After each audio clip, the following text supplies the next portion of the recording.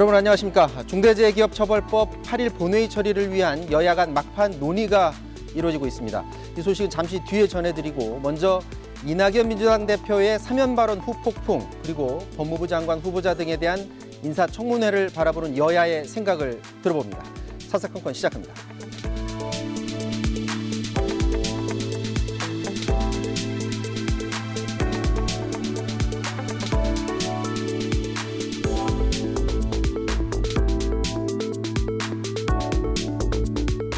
네, 정가 소식부터 살펴보겠습니다. 여의도 사사건건, 오늘은 정청래 민주당 의원, 권성동 국민의힘 의원 나오셨습니다. 안녕하십니까? 네, 안녕하십니까? 네, 안녕하세요.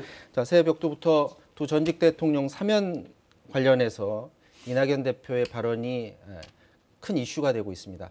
자, 이낙연 대표가 그제 KBS 9시 뉴스에 출연을 했고요. 어제는 김종인 국민의힘 비대위원장이 출연해서 사면 관련해서 본인의 생각을 얘기를 했습니다. 이거 먼저 듣고서 말씀 한번 나눠보도록 하겠습니다. 나는 사실 사면이라는 거는 대통령만이 결정할 수 있는 고유의 권한이기 때문에 대통령 스스로가 사면을 해야 된다고 판단하면은 사면을 하면 그만이지, 거기에 대해서 이렇고 저렇고 뭐 조건이 붙거나 그렇다는 것은 나는 옳지 않다고 생각을 해요. 자, 저기서 말하는 조건은 사실은 당초에 이낙연 대표가 말했던 말은 분명히 아니고, 이후에 이제 민주당의 입장을 정리하면서 사과가 있어야 된다라는 그런 조건을 얘기했는데, 그건 저 사면은 대통령 고유 권한인데 왜 거기다 조건을 얘기하냐라는 그런 말입니다. 여기에 대해서 어떻게 생각하시는지요? 사실 이낙연 대표의 사면론 제기가 됐을 때 거의 뭐 민주당에서는 제가 거의 제일 먼저 거의 뭐 선봉에 선 격이에요. 사면 불가를 제가 외쳤는데, 저의 정치적 감각으로는 이거는 지지를 받지 못한다라고 해서 그제도 제가 어떤 방송에 나가서 아마 9대1 정도로 반대할 거다 그렇게 말했는데, 오늘 리얼미터 여론조사를 보니까요, 민주당 지지층에서는 88.8%가 반대입니다.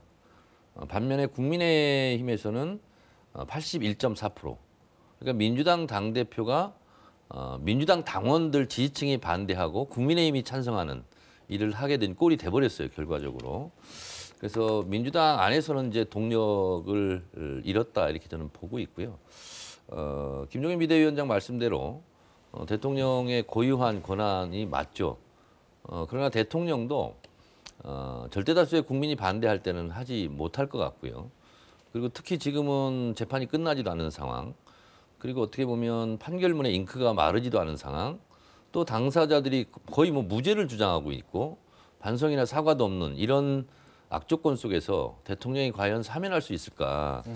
저는 문재인 대통령인들 선뜻 사면에 대한 생각을 좀 펼치기는 좀 어렵게 되지 않았을까, 그런 생각이 좀 듭니다. 이걸 만약에 국민의힘에서 먼저 문제 제기를 했으면 모르겠는데, 여당 대표가 말을 해서 지금 논란이 일고 있잖아요. 지금 상황에 대해서 어떻게 보세요? 우리는 뭐 전혀 지금 사면론이 나올 시기가 아니다라고 우리는 생각을 하고 있는 차에 이낙연 대표가 얘기를 꺼냈거든요. 그런데 사면이라는 건 다 알다시피 대통령의 정치적 결단 행위입니다. 법치주의의 예의죠. 그렇기 때문에 이런 중대한 문제를 이낙연 대표 혼자서 결정했다고 보기는 어려워요. 이미 청와대와 물밑조율을 거쳐서 한 겁니다. 그 이유는 문재인 정부 들어서 대립과 반목, 국민 편가르기로 인한 분열이 굉장히 극심했거든요. 그 결과 이제 대통령 국정수행 지지도가 계속 하락을 하고 있었어요. 뭐 부동산 문제, 윤석열 찍어내기 문제, 백신 확보에서 무능 문제, 여러 가지 겹치다 보니까, 그런데 이제 이낙연 대표 입장에서는 여권의 유력한 대권 후보로서 입지를 굳히기 위해서 내가 분열이 아닌 통합의 정치인이라는 그런 이미지를 내가 만들겠다, 통합의 정치인이라는 이미지를 만들겠다는 차원에서 제안을 했을 것이고, 대통령 입장에서는 이 두 분의 전직 대통령에 대한 사면을 통해서 좀 국정운영 지지도를 좀 제고해야 되겠다는 그런 서로 간의 정치적인 목적이 맞아서 결국 이 문제가 드러난 것이다, 이렇게 생각을 하고 있거든요. 그래서 결국은 대통령이 먼저 꺼내기 뭐 하니까 이낙연 대표를 통해서 한번 여론을 한번 살펴봐라, 간을 한번 보자. 근데 민주당은 아니라고 말하고 있습니다. 예, 간을 보자라고 이렇게 이제 얘기를 했는데, 갑자기 뭐 민주당 내에 좀 반대가 있다 해가지고 조건을 걸어요. 이거는 대권을 바라보는 정치인 태도는 아니죠, 그거는. 그리고 집권 초기에는 친문 지지층들이 뭐라 그랬냐면, 이니 마음대로 해, 문재인 대통령 마음대로 해, 이래가지고 웬만한 거 다 지지를 해줬는데 이제는 강성지지층도 대통령 필요 없다 우리 마음대로 하겠다 이렇게 나오는 거예요. 알겠습니다. 그러니까 여기에 이제 민주당의 자중 질환이 있고 민주당의 정체성이 지금 혼란이 온다 이렇게 보고 자, 있습니다. 이거는 어떻게 생각하세요? 그러면 국민 통합을 위한 충정이라고 말했잖아요. 그러면 사면을 가지고 지금 논의하고 사면이 될지 안 될지 모르겠지만 사면을 화두로 꺼내서 논의하는 그 과정이 국민 통합을 이끌어낼 수는 있다고 보십니까? 그렇습니다. 저는 충분히 있다고 봐. 이 사면이 두 분 전직 대통령에 대한 개인의 문제가 아니거든요. 내가 앞으로 문재인 대통령이나 여당이 정치 방제, 정치를 어떻게 해 나가겠다는 메시지를 주는 거예요, 이것이. 그런 차원에서 본다면은 저는 통합의 목적을 달성할 수 있다고 생각합니다. 동의하세요? 뭐 물론 그럴 수 있겠습니다만 대통령의 고유한 권한 헌법 제79조에 보장이 되어 있습니다. 대통령이 특별 사면하면 거기에 대해서 법적으로 무효할 수 있는 조치는 대한민국 법률상 없습니다. 네. 그럼에도 불구하고 대통령 특별 사면권을 남발하는 것을 방지하자 하는 논의는 지금까지 있어 왔어요. 문재인 대통령이 지난 대선 때 공약을 어떻게 했냐면 뇌물, 알선수재, 알선수재, 배임, 횡령 등 5대 범죄에 대해서는 사면하지 않겠다. 이렇게 대선 때 공약하신 바 있고요.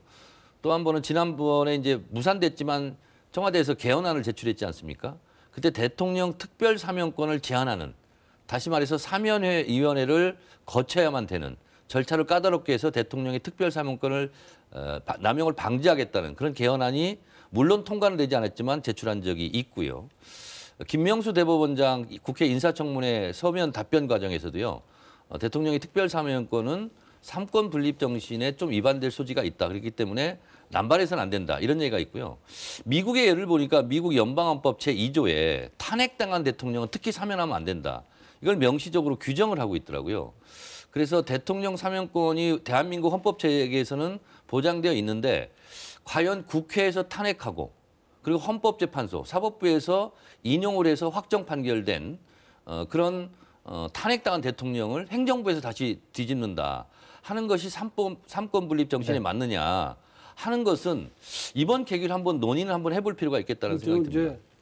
저게 헌법 정신을 잘 이해하지 못해서 나오는 말씀이고 이 대통령의 사면권이라는 거는 아주 대통령에게 부여된 특권이에요. 그러니까 입법, 사법, 행정 아니 법에 의해서 수사받고 재판받아서 형사처벌 받은 사람을 사면하는 거는 이성의 관점에서 보거나 법 앞에 평등 관점에서 보면은 있을 수가 없는 얘기죠. 그렇죠.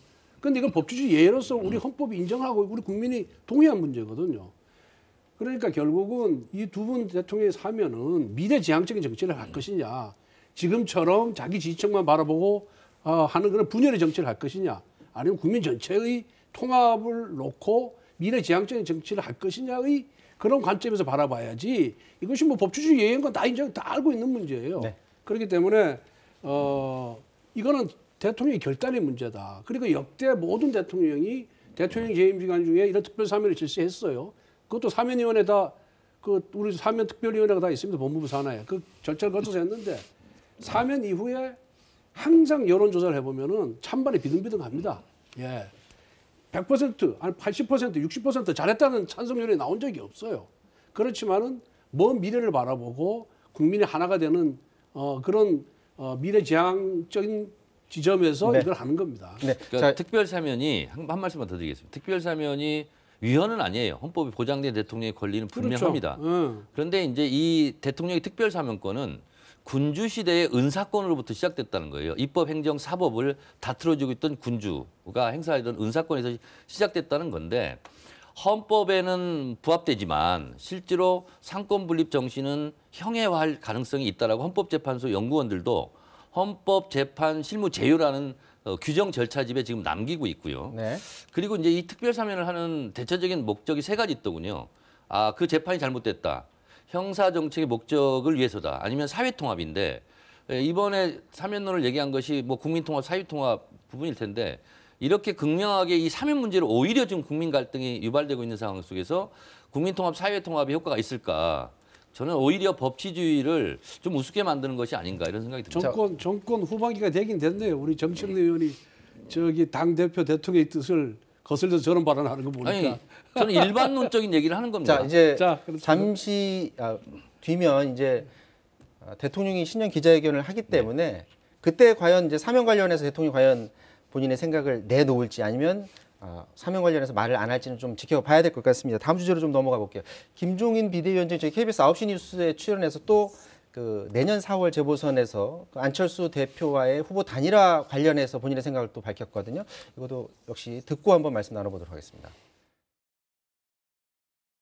우리 국민의힘도 역시 단일화를 해야 되겠다는 것에 대해서 반대는 절대로 오질 않아요. 그러나 단일화를 어떻게 하느냐 하는 것이 지금 문제가 지금 되고 있기 때문에 지금 우리 안철수 국민의당 대표가 먼저 서울시장 출마를 갖다가 선언을 하면서 그렇죠. 자기가 시장 후보로 단일화 후보로 나갔으면 좋겠다 이런 희망을 갖다 발표를 했기 때문에 네. 과연 그것이 최종적으로 이제 후보 등록 직전에 야권이 서로 어떻게 협의를 해가지고서 단일화를 갖다 할 수 있으면은 아마 가장 좋다고 생각하지만은 그렇지 않은 경우도 생각할 수밖에 없지 않느냐 생각을 해요. 자, 서울시장 재보선은 올해죠. 올해 4월에 열리는데 자, 지금 안철수 대표가 그 여론조사에 이름이 들어가기 시작한 이후에 지금 지지율이 굉장히 높게 나오고 있습니다. 그렇기 때문에 과연 국민의힘에 들어가서 과연 후보로 나올까 이 부분에 대해서는 지금 미지수로 남아 있는데 국민의힘에서 지금 논의되는 걸 들어봤더니 아예 이제 100% 일반 조사를 통해서 후보를 뽑는 것까지도 지금 논의를 하신다고 들었는데 그렇게 결정이 난 걸로 알고 자, 있습니다. 그렇게 됐는데 안철수 대표가 과연 국민의힘에 들어갈 것으로 보여지는가? 국민의힘 입장에서는 안철수 대표가 들어올 것으로 지금 예상을 하고 계십니까? 글쎄 꼭 저는 안철수 대표가 국민의힘에 들어와서 여론조사 경선 방식으로 후보를 결정할 필요는 저는 없다라고 생각합니다. 네. 우리 당내에도 후보들이 많이 있기 때문에 당내에서 후보를 선정한 다음에 그다음에 안철수 대표의 결선 여론조사를 통해서 야권 연대 야권 후보를 결정하면 되는 거거든요. 그러니까 한 명을 뽑은 다음에 예. 그 이후에 한다는 거죠? 굳이 미리 우리는 입당하겠다 그러면 우리가 그걸 거부할 이유는 없고 받아들이지만은 네. 입당하지 않겠다는 사람을 미리 들어와라라고 우리가 간청할 필요도 없고요. 아하. 우리 당내에도 여러 네. 후보들이 많이 있지 않습니까? 그렇기 때문에 우리 당내의 경선 규칙에 따라서 후보를 선정한 다음에 그다음에 우리가 이번에 이제 서울시장 보궐선거와 정권 교체는 야권 전체의 목표이기 때문에 네. 안철수 대표와의 또 경선을 통해서 후보 단일을 하면 된다라고 생각합니다. 지금 만약에 권성동 의원이 말씀하신 것처럼만 된다면 안철수 대표가 원하는 방향일 것 같거든요. 저렇게 만약에 결정이 된다면 타결 가능성이 높아 보이지 않을까요? 방금 전에 뜬 기사를 권성동 의원께서 지금 못 보시고 말씀을 하시는데요. 방금 전 뜬 기사는 뭐냐면 김종인 비대위원장의 워딩입니다. 입당해야 가능하다, 단일화는. 그래서 입당하지 않으면 거의 물 건너간 것처럼 지금 보도가 방금 전에 됐거든요. 근데 제가 봤을 때는 이 발언으로 단일화가 사실상 물 건너간 게 아니냐, 저는 이렇게 이제 예측을 하는데요. 그 이유는요. 안철수 대표가 국민의힘에 입당할 리가 없고요. 그리고 입당하지 않은 상태에서 국민의힘에서 예선전 거쳐온 예를 들면 오세훈이나 나경원이 됐다고 치면 다시 거기서 안철수랑 100% 여론조사한다? 그럼 국민의힘은 서울시장 후보를 못 낼 수 있거든요. 네. 그 100석이 넘는 거대 야당에서 정당에서 서울시장 후보 선거를 보궐선거 때 못 낸다. 3석밖에 안 되는 당에게 후보를 양보해야 된다. 이거는 당의 존립 자체가 굉장히 위협하거든요. 그리고 제가 봤을 때는 김종인 비대위원장 성격상 지금 안철수 대표의 혁신 플랫폼을 거절하고 계속 그러지 않습니까? 제가 봤을 때 안철수 대표 좋은 일을 시킬 리가 없다. 그런데 조금 어제 9시 뉴스에서 말하는 뉘앙스는 그동안에 해왔던 발언 뉘앙스랑 조금 다르더라고요. 그러지 않죠. 단일화를 지금 어떻게 거부하고 반대한다고 말하겠습니까? 저 얘기는 우리 당에 들어오지 않으면 단일화는 없다라는 것이고요. 어제 애들로 표현한 거고요. 네. 방금 뜬 기사에는 입당해야 가능하다. 이렇게 지금 나와 있거든요. 전혀 그 정부 여당이 바라는 바를 말씀하시는 것 같고 우리 당 입장은 절대 그런 건 아니고 또 김종인 대표도 그런 취지로 하는 얘기는 아니에요. 방금 기사가 네. 오봅니까 그러면? 김종인 맞죠? 비대위원장이 어떻게 정확히 워딩을 했는지만 예. 확인해 보면 좀 더 분명할 것 같아요. 조금 전에 기사 내용은 이 당원 투표 20%를 100% 여론조사로 하겠다는 그런 결정이지. 그렇게 놓고 들어오면 좋고 안철수 대표가 들어오면 좋고 안 들어오면 또 안 들어오는 대로 야권 연대를 위해서 후보 단일해서 나아가야죠. 우리 야권의 목표는 무조건 서울시장 승리거든요. 승리를 위해서는 우리의 기득권을 다 포기하겠다는 자세입니다. 그렇기 때문에 그 과정을 한번 지켜보면 될 것 같고요. 제가 어제 그 안철수 대표 뭐 측근하고 이렇게 좀 법안 문제 때문에 이렇게 논의하다 좀 물어봤더니 자기들은 어떤 방식을 선택하든지 간에 다 그 경선 방식에 대해서는 자기들은 제한이 없다. 다 수용하겠다라는 것이 또 안철수 대표 입장이라는 걸 알고 있습니다. 그 이전에 고 박원순 전 서울시장과의 그 단일화 과정 그때 빼고 이후에 그 단일화 과정에서는 안철수 대표가 항상 그 단일화가 안 됐었잖아요. 그렇습니다. 뭐 단일화하는 게 원래 어렵잖아요. 네, 그렇기 때문에 뭐 YSDJ 단일화는 실패를 했고 또 노무현 정몽준 단일화는 또 성공을 했고 그리고 그 후에 이제 박원순 할 때는 뭐 일방적으로 안철수 대표가 밀어준 거고요. 박원순 시장은 그 후에 이제 2012년도인가요? 그때 이제 문재인 후보하고 안철수 후보 간에 문제가 있었는데 그때는 안철수 후보가 오히려 단일화하자 그러는데 문재인 후보가 단일화에 대한 얘기는 안 하고 갑자기 집에 찾아가서 일방적으로 양보하라 그러니까 집에 찾아가서 쇼만 한 거 아닙니까? 그러니까 안철수 후보가 그때 사퇴하고 그냥 문재인 후보 지지선언하고는 갑자기 기분이 상했는지 외국으로 나갔잖아요. 선거 당일 날에. 반대로 알고 계시네요. 예. 자, 지금 그렇기 때문에 그렇지만은 이번에는 안철수 후보도 야권 단일화에 대해서 아주 그런 그 아주 자기가 야권 단일화를 이루겠다는 그런 의지가 아주 강하고요.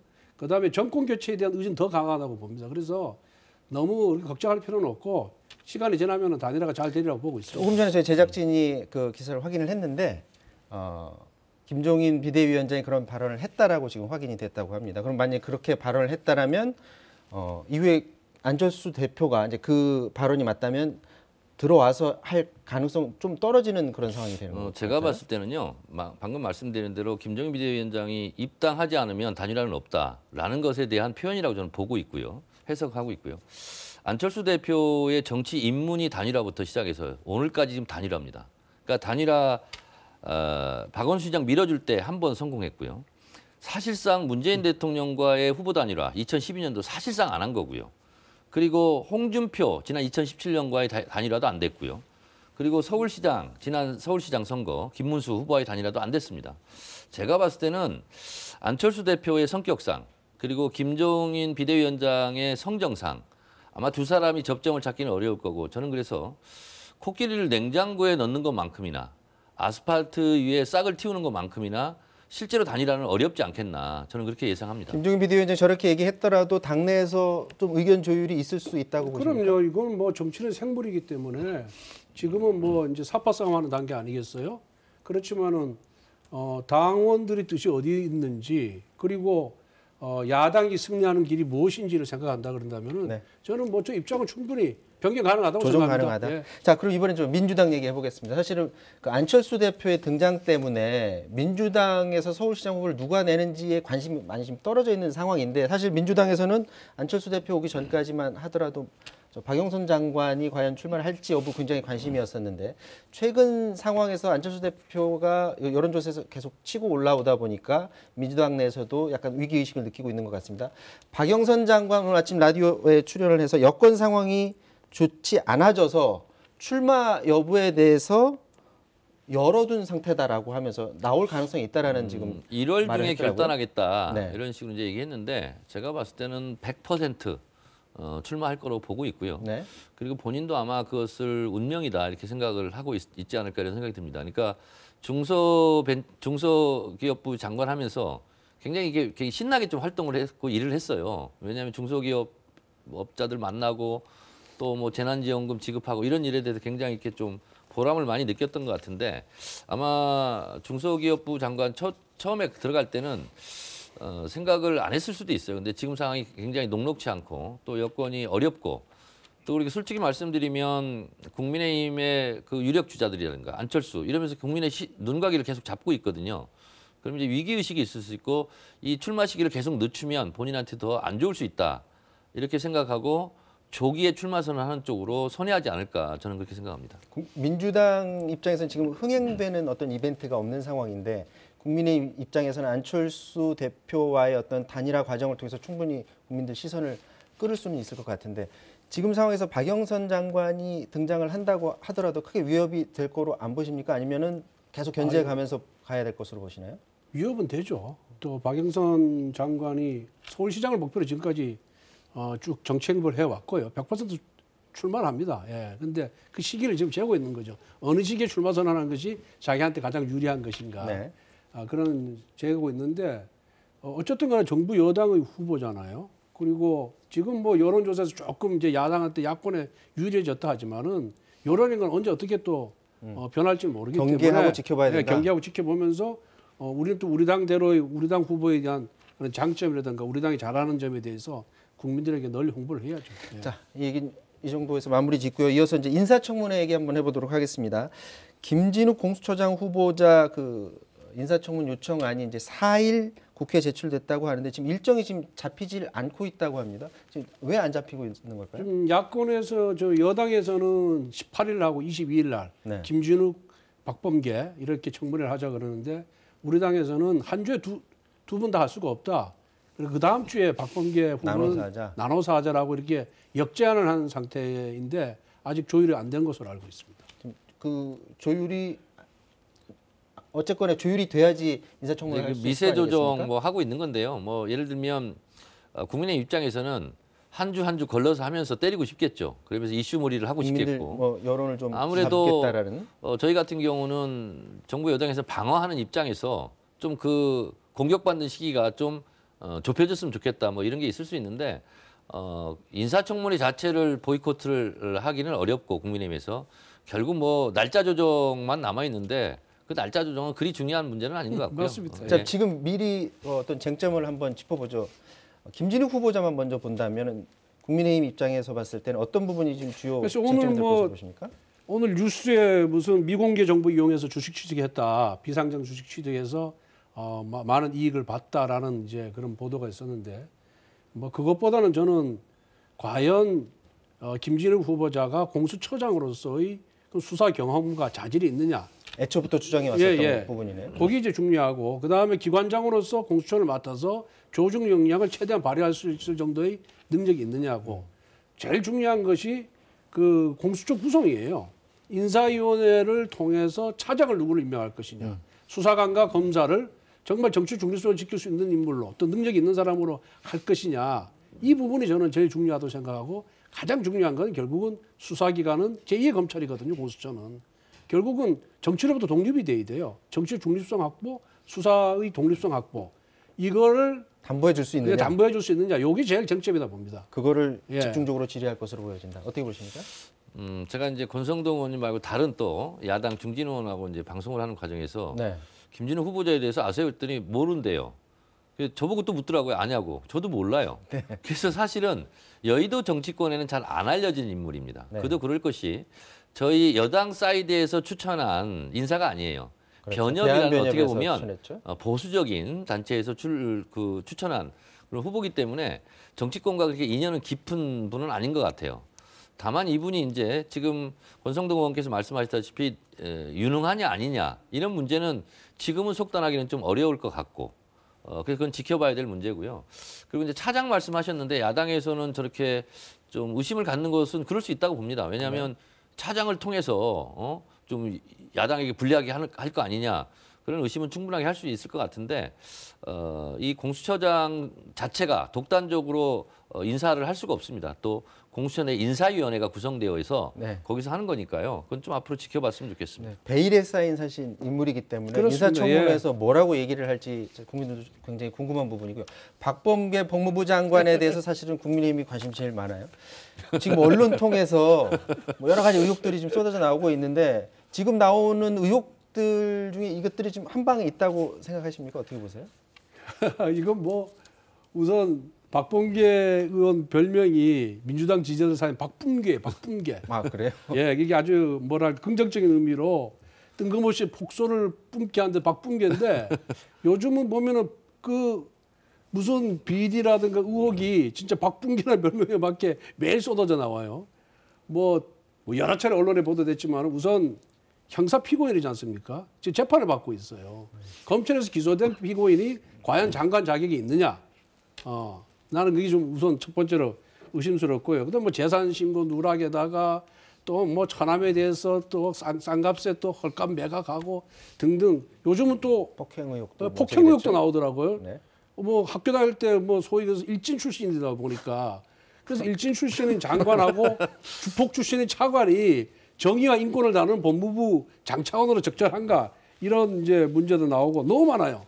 너무 많아가지고 또 뭐 사법시험 존치를 주장하는 학생들한테 무릎 꿇리고 뭐 또 폭언을 퍼붓다는 얘기 이렇게 해서 과연 장관은 굉장히 이 문재인 정부 들어서면서부터 장관을 굉장히 하고 싶었던 사람이고 또 그런 의사를 사석에서도 이렇게 표출했던 분인데 장관 자리를 가기 위한 준비를 제대로 했느냐 이 측면에서 봤을 때는 저는 자격 미달이다 이렇게 봅니다. 뭐 예를 들어서 재산 누락 의혹 같은 경우는 뭐 어떤 증거물을 제출하면 되는데 폭행 관련 의혹이라든지 이런 것들을 입증하는 과정은 좀 그러니까 이제 인사청문회 과정에서는 본인만이 아는 거잖아요. 그리고 이제 뭐 야당이나 언론 같은 경우는 약간 확대 과장 부풀리기 이제 보도를 할 텐데 본인이 해명한 걸 가지고 저는 얘기를 할 수밖에 없습니다. 네.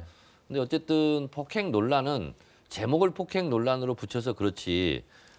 박범계 당시 의원이 일부러 그 사람들 찾아간 것도 아니고 찾아왔는데 에워싸니까 뭐 카메라로 보좌관한테 촬영해라 이제 이랬다는 거 아니에요. 네. 뭐 논란과 시비는 붙었던 것 같아요. 근데 그것을 박범계 장관 후보자가 마치 뭐 주먹으로 때린 것처럼 이렇게 확대 가져가는 것은 옳지 않은 것 같고요.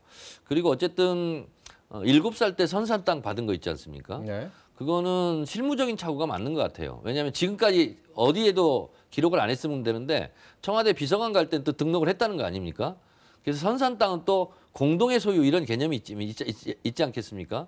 그래서 내 거다 이런 의식은 좀 없지 않았을까? 그래서 누락되지 않았을까? 저는 이렇게 말씀을 드립니다. 이렇게 이런 거 재산 신고조차도 제대로 못하고 치밀하게 관리하지 못한 사람이 일국의 법무행정을 어떻게 그 물살틀 없이 할 수 있겠어요. 자. 예.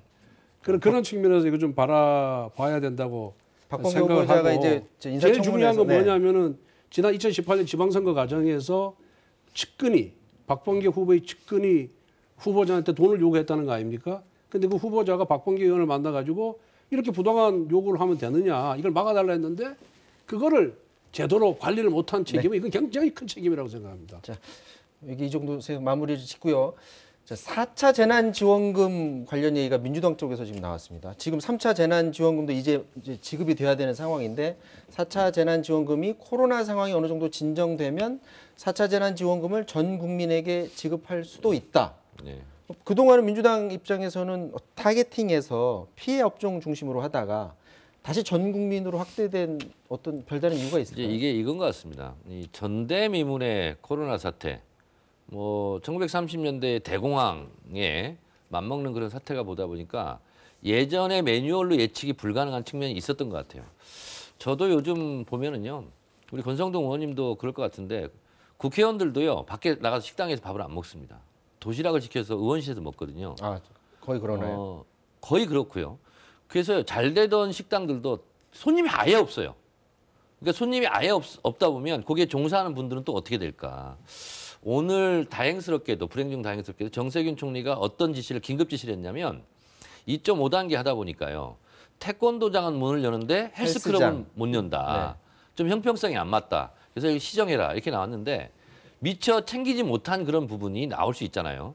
그래서 지금 연말 연시를 맞이해서 피해를 보는 자영업자들이 너무나 많은 거죠. 네. 그래서 지금 뭐 굶어 죽거나 뭐 코로나로 걸려서 뭐 영업 정지 걸려서 죽으나 똑같은 거 아니냐 이렇게 국민들이 아우성치고 있기 때문에 이런 경우는 선별하는 데는 또 시간이 걸리고 그래서 그냥 전 국민에게 다 지급하자 하는 게 지금 급물살을 타고 있습니다. 지금 국민의힘 입장에서는 그동안은 전 국민 지급보다는 피업종 중심을 계속 강조해 왔었잖아요. 4차 재난지원금 좀 다를 수도 있다고 정부 보시나요? 여당도 마찬가지였어요. 네. 1차 재난지원금만 전 국민 지급하고 나머지는 피업종 중심으로 이제 선별적으로 지급을 해왔잖아요. 네. 그러다 갑자기 전 국민도 지급으로 돌아섰어요. 그러니까 정부 정책이 오락가락하는 거죠. 야당은 정부 정책에 대해서 비판만 하는 거고 결정권이 없잖아요. 정부 정책이 아니죠. 지금 이제 민주당의 생각인 거죠. 그 민주당의 이제 생각이 결국은 정부 정책으로 이어질 거니까. 그런데 이게 지금 3차 재난지원금이 지금 예산에 편성돼서 지급도 되기 전에 벌써 4차 재난지원금 얘기가 나와요. 그 나오는 이유가 뭘까? 분명히 정치적 목적은 저는 있다고 봅니다. 선거 앞두고 그런 선거 생각. 앞두고 또 이제 푸는 거죠. 선거 네. 앞두고. 지난 총선 앞두고 풀어가지고 재미 보더니 이번에 보궐선거 앞두고 또 이제 푸는 거다 이렇게 생각이 들어요. 저는 정말 국민들이 원하는 건 코로나 종식이거든요. 그리고 코로나 종식은 결국 빨리 백신 확보해가지고 일상생활을 복귀시키는 거예요. 이게 저는 더 중요하다고 생각하는 거지. 4차 재난지원금 필요한 부분은 더 줘야 되겠죠. 어려운 데는. 그런데 코로나 사태로 인해서 국민의 50%가 수입이 줄지 않았어요. 네. 그 줄지 않은 국민들한테 이거 굳이 지급할 필요가 있느냐. 그 지급할 돈으로 차라리 옳은 사람한테 2배를 줘라 이거죠. 예, 그래서 저는 전 국민 재난지원금 지급은 오히려 보편적 이 지급은 저는 맞지 않다고 생각합니다. 자, 4차 재난지원금을 과연 지급할지 말지 그리고 그걸 전 국민한테 지원할지 말지는 이제 추후 논의가 예. 필요한 부분이고 지금 당장 중요한 거는 3차 재난지원금이 빨리 그리고 제대로 지급돼야 되는 그 점 정부에서 각별히 유념해서 이 부분을 좀 챙겨야 될 것 같습니다. 오늘 여기서 마쳐야 될 것 같습니다. 지금까지 권성동 정청래 의원과 말씀 나눴습니다. 말씀 고맙습니다. 네.